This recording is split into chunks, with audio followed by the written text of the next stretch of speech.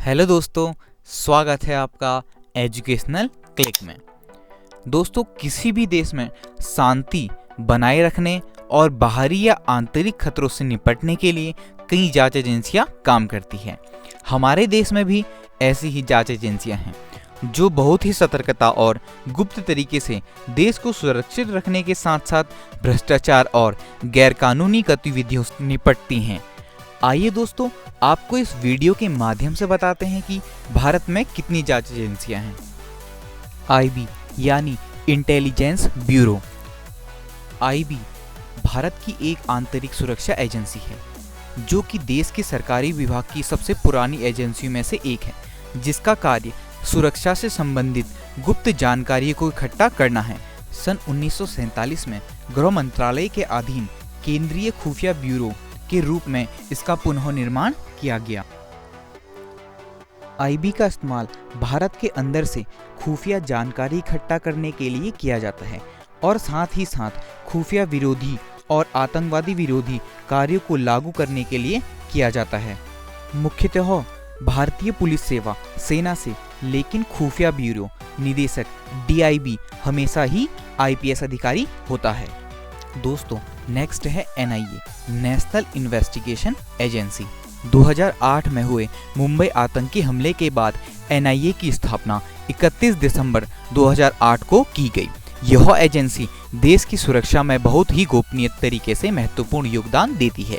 भारत में आतंकवाद का मजबूती से मुकाबला करने के लिए इसकी स्थापना की गई। इस संस्था के पहले महानिदेशक राधा विनोद राजू थे, जिनका कार्यकाल 31 जनवरी 2010 को समाप्त हुआ था।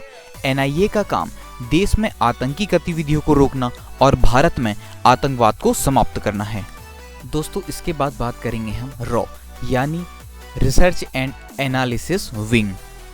दोस्तों, रा गुप्त तरीके से देश के दुश्मनों का सफाया करती है। यह सिर्फ देश के अंदर ही नहीं बल्कि बाहर भी देश के दुश्मनों पर नजर रखती है। रा के लिए काम करने वाले एजेंट अपने जान जोखिम में डालकर बहुत ही चुनौतीपूर्ण मिशन पर भेजे जाते हैं। यह एजेंसी 1962 में भारत और चीन के बीच हुए युद्ध के बाद 21 सितंबर 1968 में बनाई गई थी।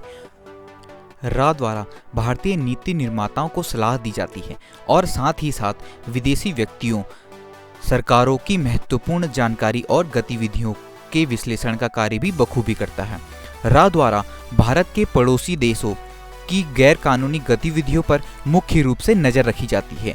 इस एजेंसी द्वारा आतंकवाद से निपटने हेतु सरकार को सहायता करने में अपनी महत्वपूर्ण भूमिका निभाई जाती है।